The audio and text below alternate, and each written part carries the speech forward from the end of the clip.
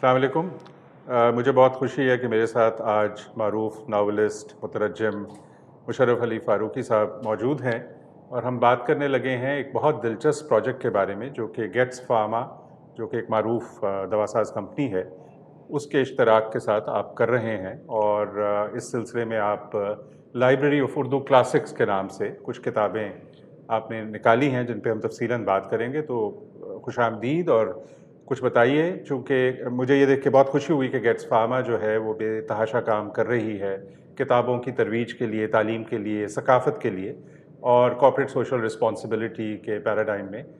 ये खुशाइंद बात है, और उससे भी ज़्यादा खुशाइंद बात यह कि आपको उन्होंने रुजू किया इस ख़ास मामले के लिए, चूँकि ये किस्से हैं उर्दू के और ये आपकी एक ख़ास स्पेशलाइजेशन है। तो कुछ बताइए हमें इसके बारे में। शुक्रिया उसामा।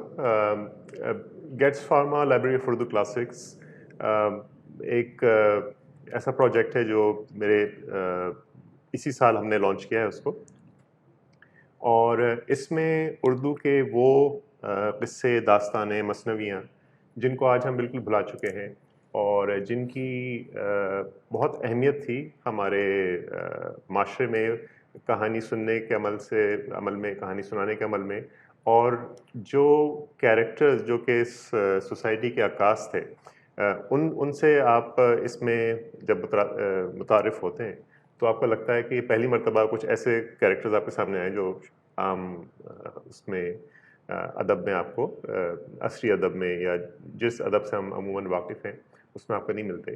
तो किताब जो मेरा पब्लिशिंग इदारा है, हमने गेट्स फार्मा से रिक्वेस्ट की कि आप इस प्रोजेक्ट को कंसिडर करें, और उन्होंने बहुत फ़राख दिली से इसको सपोर्ट करने का और लॉन्ग टर्म में इसको लॉन्च करने का एक मंसूबा बनाया। और इस सिलसिले की 6 किताबें हम आज ला चुके हैं। वो उर्दू मतन के साथ हैं और 6 उनके अंग्रेज़ी तराजिम जो मैंने किए हैं, बिल्कुल, वो उसके अंदर शामिल हैं। बहुत खूब। तो तराजम की तरफ अभी आते हैं, चूँकि ये बहुत एक खुशाइंद बात है कि एक तो वो किताबें अपनी असल ज़ुबान, अपनी असल शक्ल में अब दोबारा से मुहैया हैं, बड़ी खूबसूरत छपी हैं। और मैं ज़रा उन 6 किस्सों के बारे में बात करना चाहूँगा और फिर हम तर्जुमे की भी बात करेंगे, चूँकि वो तर्जुमा भी बहुत एक सहल और रवां किस्म का तर्जुमा है और जिसकी वजह से अब ये लिटरेचर बहुत से लोगों को मुहैया होगा। जो किस्से हैं, एक आम तासुर ये है कि इस तरह की कहानियाँ वक्त गुजरने के साथ लोगों के लिए दिलचस्पी की हामिल इसलिए नहीं होती चूँकि ज़माना तब्दील हो चुका होता है और लोगों के ख़यालात और अफ़कार में भी तब्दीली आ जाती है। मैंने वो किस्से पढ़े हैं, मेरे लिए तो वो बहुत दिलचस्पी के हामिल थे और मैं उस पे 2-4 बातें कहना चाहूँगा। आपके नुक्ता नज़र से वो क्या बात है उन किस्सों में जो उनको ज़िंदा जावेद बनाती है और अब भी लोगों के लिए वो दिलचस्पी का हामिल हो सकते हैं?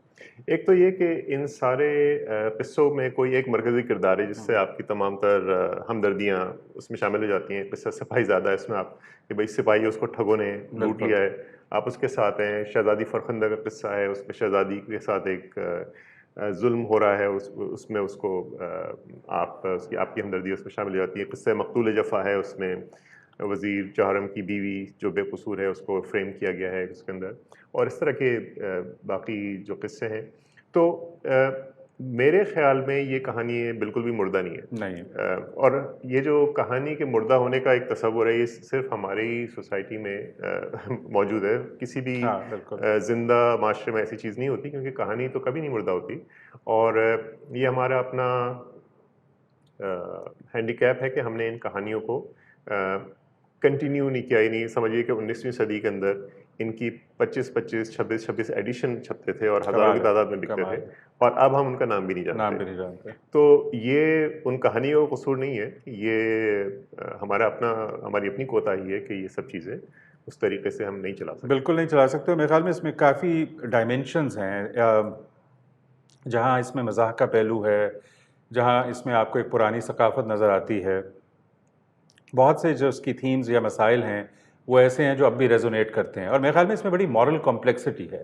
जो छबेली भटियारन वाला किस्सा है फॉर एग्ज़ाम्पल, उसमें हालाँकि एक किरदार को एक नुक्ता नज़र से देखें तो लगता है कि वो बड़ा एक नेगेटिव किरदार है, जब लेकिन उसी कहानी में आपको ये सहूलत है कि आप अगर उस किस्से को उसके नुक्ता नज़र से देखें, तो उसमें जेंडर, क्लास, कास्ट बहुत सारी ऐसी डायमेंशंस हैं जो आज भी उतनी अहम हैं। सो मेरे ख्याल में ये जो complexity of plot and characterization और जो moral complexity of the character, ये बड़ी ख़ास बात है इन किस्सों की। जी बिल्कुल बिल्कुल। अब किस्सा छबीली भटियारी का आपने जिक्र किया, तो उसमें मैं अक्सर लोगों से बात हुई और उन्होंने कहा कि भाई ये तो बड़ा इसमें नामुनासिब सा रवैया है मुख्तलिफ लोगों का, ख़वातीन का आपस में, मर्दों का जो उनके साथ ख़वातीन के साथ कर रहे हैं। तो मैंने उनसे कहा कि देखिए ये कहानी है, इस पर हम कोई हद नहीं लागू कर सकते कि भाई ये कहानी जो है इसमें ये हो रहा है, क्योंकि ये तो आपके माशरे की अक्कास है ना। आपके माशरे में आज ये नहीं चीज़ें नहीं हो रही बिल्कुल कि आपने मुख्तलिफ लोगों से एक ताल्लुक़ बना के उनको एक इन्फीरियर और एक सुपीरियर रोल में रखा हुआ है, तो वो तो आज की भी चीज़ है। और उसमें मज़े की बात यह है कि ये कहानी जिस तरह इसकी बुनत है, तो अगर आप एक तबके के लोग की ख़वातीन को ये कहानी सुनाएंगे तो वो कहेंगी कि मैं हमारी हमदर्दी है उसके साथ है। तो ये जो तबकाती एक वो है उसके अंदर, बिल्कुल है, वो आज भी करंट है।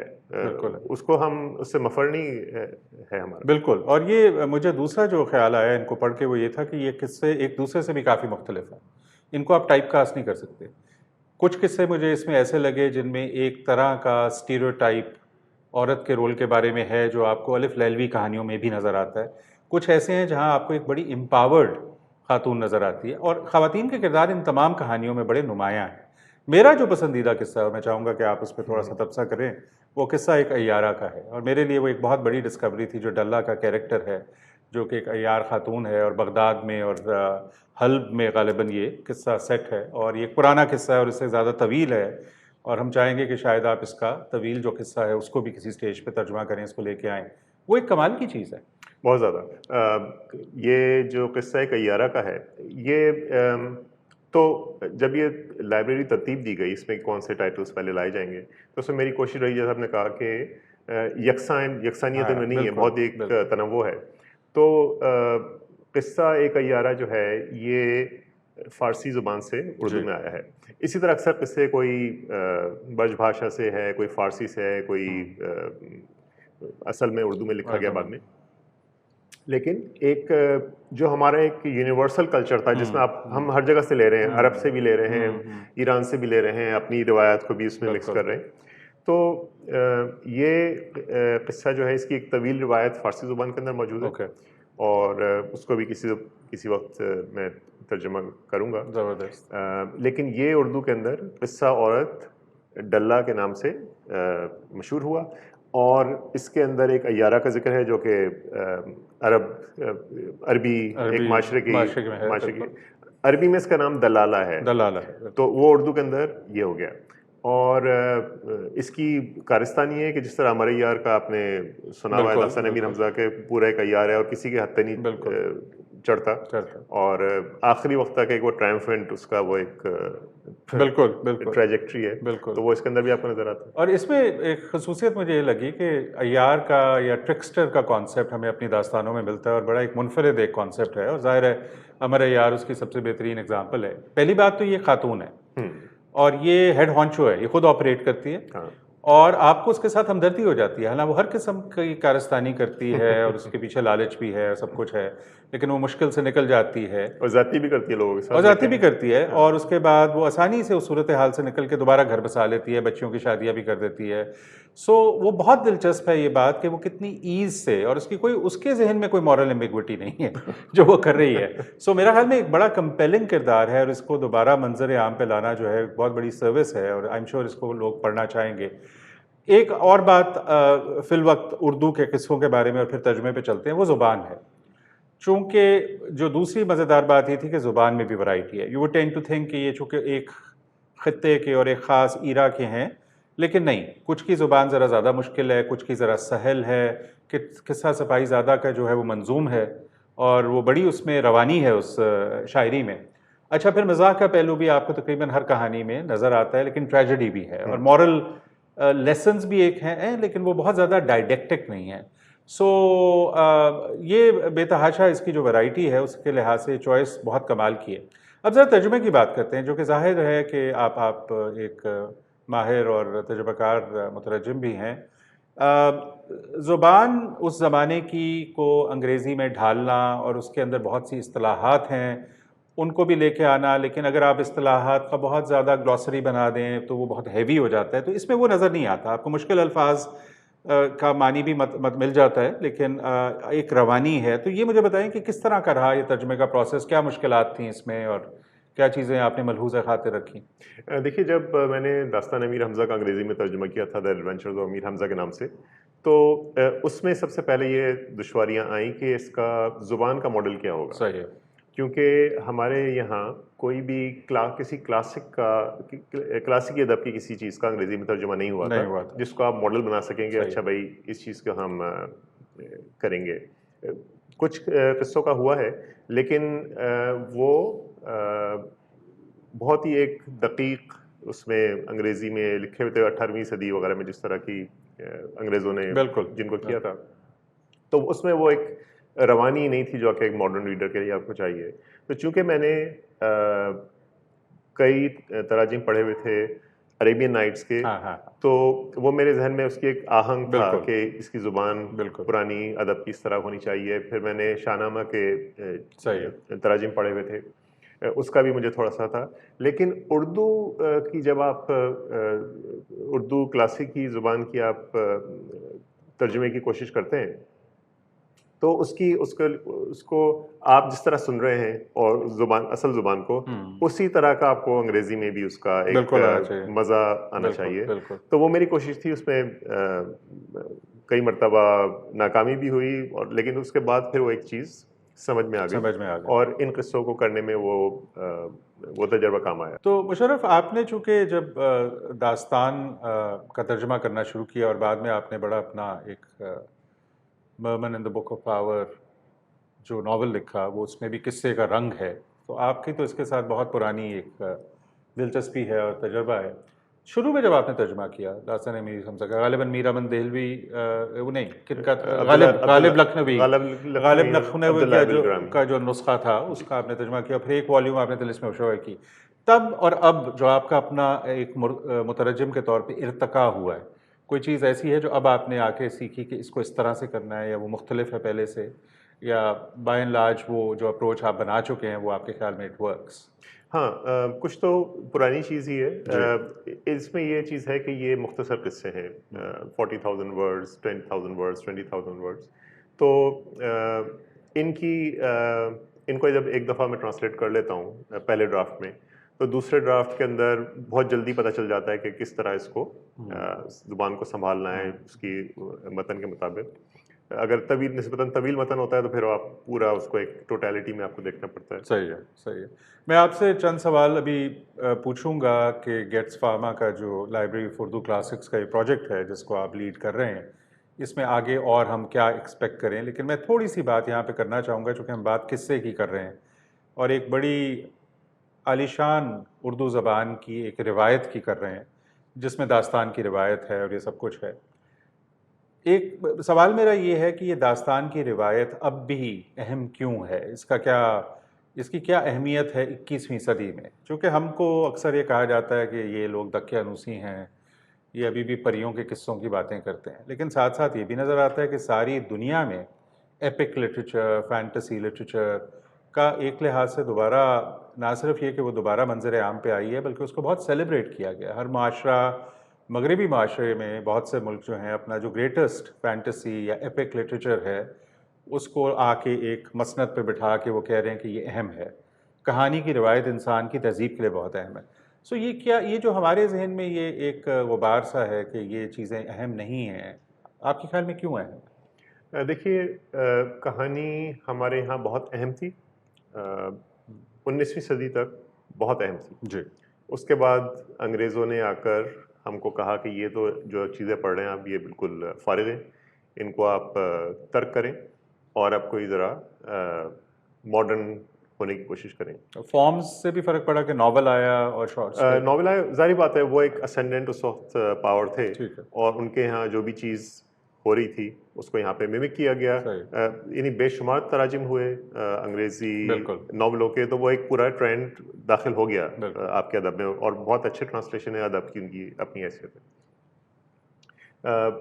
अच्छा, एक मैं चीज़ का ज़िक्र करना चाहूँगा, जो आप कह रहे हैं हमारी बिल्कुल। जो रिवायत थी। अभी भी हमारे यहाँ बेशुमार ऐसा क्रिटिकल लिटरेचर है जो कि किस्सों और दास्तान के बारे में लिखा गया है, जो अभी तक पर्दाए खफा में है या अभी तक सही उस सामने नहीं आया है। सही मैं ख़ास तौर पे ज़िक्र करना चाहूँगा प्रोफ़ेसर अब्दुल रशीद साहब का, जामिया मिलिया दिल्ली में होते हैं, जिनकी बहुत मदद पे मैंने इन्हिसार किया इन अच्छा किस्सों की। जब हवाशी और आप फ़रहंग देखेंगे, बिल्कुल बिल्कुल उन्होंने उसकी तैयार की, बहुत उन्होंने अरक़रेज़ी से उसको पढ़ा, मुख्तलिफ़ अल्फ़ाज़ बहुत मुश्किल थे, उन्होंने उनके तराजीम मुहैया किए। तो उनकी नज़र बहुत अच्छी है किस्सों पर। उन्होंने बेशुमार मुझे किस्सों के अच्छा बारे में जो ऐसे आर्टिकल्स हैं जो अब सिर्फ आपको मैगजीन्स के अंदर मिलते हैं, कभी किसी की किताबी सूरत में नहीं सही छपे, वो बिखरे हुए हैं। उन्होंने मुझे उसकी तरफ तवज्जो दिलाई कि इनको भी आप एक कहीं पे यकजा करने की कोशिश करें। अच्छा तो एक हमारा प्रोजेक्ट जो है, जो इन किस्सों के पब्लिकेशन और इनके तराजिम के साथ साथ है, वो ये कि जो हमारा बिखरा हुआ क्रिटिकल लिटरेचर है लिटरेचर है अच्छा इन किस्सों और दास्तानों के ओके बारे में, उनको भी यकजा करके किताब की सूरत में, और एक तरह की एक इंडेक्स अच्छा ऑफ उर्दू किस्सास, जिसमें बहुत अ, अच्छा जो हमारे एक और उर्दू स्कॉलर हैं रफ़ाक़त अली शाह साहब, उनकी मदद से उसको तरतीब दिया जाएगा कि एक बेसिक इंडेक्स तमाम किस्सों की, कितने लिखे गए, उसके बिल्कुल कितने बिल्कुल वर्जन्स हैं, बिल्कुल बिल्कुल कहाँ-कहाँ पे उसके नुस्खे मौजूद हैं। तो ये काम भी उसके अंदर एक ज़बरदस्त शामिल होगा, ताकि जो भी हमारी एक नॉलेज है बिल्कुल इन किस्सों के बारे बिल्कुल में या बिल्कुल इस अदब के बारे में, उसको यकजा किया जाए, और ये सारा काम गेट्स फॉर्मा लाइब्रेरी नहीं ये ऑफ तो बहुत क्लासिक्स ही के अंदर हो। एक ज़बरदस्त बात है बिकॉज़ हम इसको ज़ाहिर है कई लेवल्स पे देखते हैं। एक तो उसका किस्से की अपनी अहमियत है, कहानी की, एक उसकी तमाम सकाफ़ती अहमियत है चूँकि वो एक कल्चर को डिपिक्ट करता है और ज़ुबान है। लेकिन इसकी एक इल्मी साइड भी है। जब हम वेस्टर्न लिटरेचर को देखते हैं तो उसके ऊपर बहुत क्रिटिकली लिखा गया है और जब क्रिटिकली लिखा जाता है तो वो उसकी मानवियत और उसके मकसद को मज़ीद उजागर करता है, उससे बहस छिड़ती है। तो अगर हमें ये पता ही नहीं कि कितने लिखे गए, अगर हमने डॉक्यूमेंट ही नहीं किया, तो वो जो एक नॉलेज की प्रिजर्वेशन है, वो काम जो है वो साथ-साथ अगर हो रहा है तो ये बहुत ही एक बहुत ही अच्छी बात है।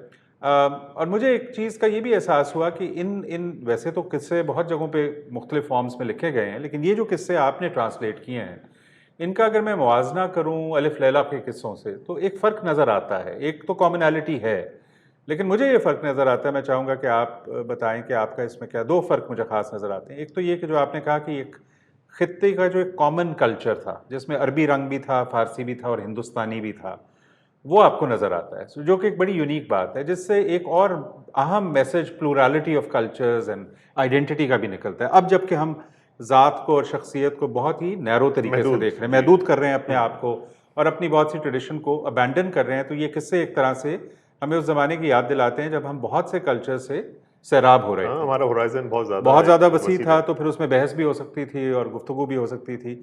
और दूसरा ये कि ये कहने के अलावा इसमें बहरहाल जो एक गलबा हिंदुस्तान के कल्चर का और ज़ुबान का है, वो that is something to celebrate, right? That's unique to this part of the world, चाहे वो लखनवी तहज़ीब हो, तिलिस्म होशरुबा में।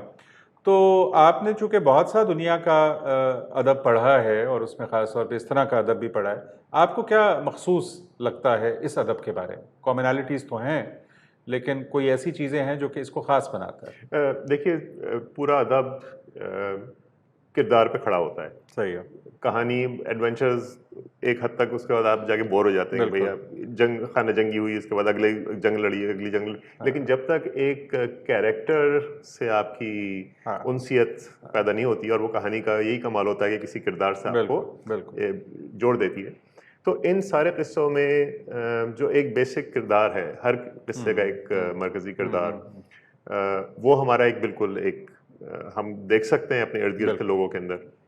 और वो बड़ी कमाल की बात है, चूँकि किस्सा जो है वो मुख्तसर है, लेकिन उससे मुख्तसर से किस्से में भी एक किरदार को इतना कंपेलिंग बना देना, बड़ी बात है। अच्छा, अब ये थोड़ा-सा बताइए कि ये जो प्रोजेक्ट चल रहा है, लाइब्रेरी ऑफ उर्दू क्लासिक्स का, इसमें मज़ीद हम आगे क्या एक्सपेक्ट करें, आगे क्या आएगा, आपके होराइज़न में क्या है? जी, अभी फ़िलहाल ये प्लान है कि हर साल 12 किताबें Gates Pharma library of Urdu classics के इम्प्रिंट में शाया हुआ करेंगी। इसमें 6 उर्दू के मतून हैं और अच्छा, 6 उनके अंग्रेज़ी तराजुम। ठीक है। तो ये फ़िलहाल सिलसिला चलेगा, लेकिन इसके साथ-साथ फिर ये जो क्रिटिकल लिटरेचर है जो जिससे फ़र्ज़ कीजिए कि 19वीं सदी के अंदर कुछ लोग बैठ के किस्सों के बारे में लिख रहे हैं, सही। तो वो तो उस दुनिया से कनेक्टेड थे ना, किस्सों की दुनिया में उस वक़्त वो करंट थे, वो सब चीज़ें सुनाई जाती थीं, बिल्कुल, किस्सा गोई में, इसमें, बिल्कुल, उसमें। तो उनके वो किस तरह कनेक्ट करते थे, उनका क्रिटिकल एंगेजमेंट उन कहानियों के साथ शुरू हो चुका था। बिल्कुल, अनफॉर्चुनेटली वो कभी उस चीज़ को कभी जमा करके हम तक नहीं पहुँचाया गया कि हम उस नॉलेज को देख सकें कि उन्होंने इन किस्सों को किस तरह देखा था। बिल्कुल, बिल्कुल, अब हमारे पास क्रिटिकल जो आपरेटस है वो कहीं ज़्यादा वसी है, बहुत बारीकी है उसके अंदर, लेकिन वो बहुत अहम है कि पहला इनकाउंटर जो था आपके बिल्कुल, माशरे का, जब बिल्कुल। लोग सुनते थे तो वो उनका क्या होता था? और ये ज़ाहिर है चीज़ें एक ओरल ट्रेडिशन से आ रही हैं, तो इनका पहले तो अल्फाज में मुंतकिल होना, फिर तर्जुमे में मुंतकिल होना, ये बज़ाते खुद एक बड़ी दिलचस्प बात है। और जैसा कि आपने कहा कि हम असर जो लोग थे, हुँ, वो कैसे देखते थे और माशरे से कनेक्ट कैसे करता था। अच्छा, अब इसका चूँकि तर्जुमा हो चुका है और बड़ा अच्छा तर्जुमा आपने किया है इसका, तो मेरा तो ये ख़्याल है कि इसमें एक इंटरनेशनल ऑडियंस को भी दिलचस्पी होगी। हमारे यहाँ अच्छी किताब शाज़ व नाज़िर ही छपती है, लेकिन अब कुछ अच्छी मुस्बत चीज़ें होने लगी हैं, उर्दू की किताब बेहतर छप रही है, अंग्रेज़ी की भी यहाँ पे। लेकिन एक बहुत बड़ा मसला ये है कि हमारी किताब जो है वो इंटरनेशनल गेज़ में नहीं आती और उसका ताल्लुक पब्लिशिंग से, मार्केटिंग से और बहुत सी चीज़ों से है। क्या इस सिलसिले में भी आप कुछ मुख्तलिफ तरीके से सोच रहे हैं कि इस किताब को कारी तक पहुँचाया कैसे जा सके, पाकिस्तान में भी और पाकिस्तान से बाहर भी? जी, फ़िलहाल पाकिस्तान की हद तक तो हम इसको किताब के अंडर ही डिस्ट्रीब्यूट और प्रिंट कर रहे हैं। इंटरनेशनल मार्केट के अंदर university of California press in अच्छा, किस्सों को यकजा करके एक एंथोलॉजी की सूरत में छापेगी और इसी तरह हार्पर कॉलिंस इंडिया इसको एंथोलॉजी की सूरत के अंदर छापेगा। कितना गहरा है ये समुंदर किस्सों का हमारा? बहुत सी चीज़ें तो ज़ाहिर है गुम गई होंगी या प्रिज़र्व नहीं हुई, बहुत सी आपने बहुत खोज के निकाली हैं, फिर उसमें से भी कौन-सा मुस्तनद नुस्ख़ा है, फिर उसमें से भी कई चीज़ें हो सकता है फ़ौरी तौर पे इंटेलिजिबल ना हों। ऐसे स्कॉलर्स जो कि दास्तान लिटरेचर को पहचानते हैं, वो भी अब कम रह गए हैं। तो उस लिहाज से भी ये बहुत ज़रूरी था जो आप कर रहे हैं, चूँकि आप you reached out to all of them.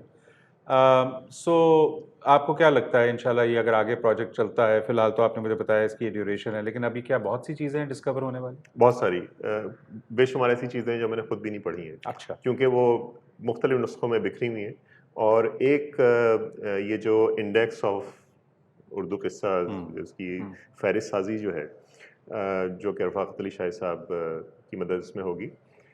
उसका मकसद ही ये है कि इन सारी चीज़ों को आइडेंटिफ़ाई कर दिया जाए या उनके नुस्खे उनकी कॉपीज़ वग़ैरह हासिल करके कम से कम पढ़ना तो शुरू कर दें हम हुँ। कि इसमें से कौन से ऐसे हैं जिनको बिल्कुल सही है, प्रायोरिटाइज़ करके बिल्कुल छापेंगे। सही है। और तो अगर आप तादाद की बात कर रहे हैं तो हाँ, 200 किस्से तो कहीं नहीं गए। 200 किस्से कहीं नहीं गए। हाँ जी, बिल्कुल। आप वैसे एक एक बहैसियत मजमूई इस वक़्त पाकिस्तान में किताबों के अंदर लोगों की दिलचस्पी और रीडरशिप जो है, उसमें कोई मुस्बत रुझान देख रहे हैं या आपका ख़्याल है कि हमें वो रुझान जो है हम बिल्कुल पैदा कर सकते हैं अगर पब्लिशिंग इंडस्ट्री और किताब लिखने वाले और किताब बेचने वाले कुछ ख़ास चीज़ें करें? चूँकि एक लार्जर रीडिंग का क्राइसिस हुँ, दुनिया में था, लेकिन हुँ। एट द सेम टाइम हमारे जैसे मुल्कों में ज़रा ज़्यादा चैलेंजेस हैं। आपके ख़्याल में मेन चैलेंजेस क्या हैं? मेन चैलेंजेस एक तो कॉस्ट है, किताबों की कॉस्ट प्रोहिबिटिव होती जा रही है क्योंकि हम कागज़ बहुत कम हमारे यहाँ बनता है और सारी चीज़ें इम्पोर्टेड होती हैं।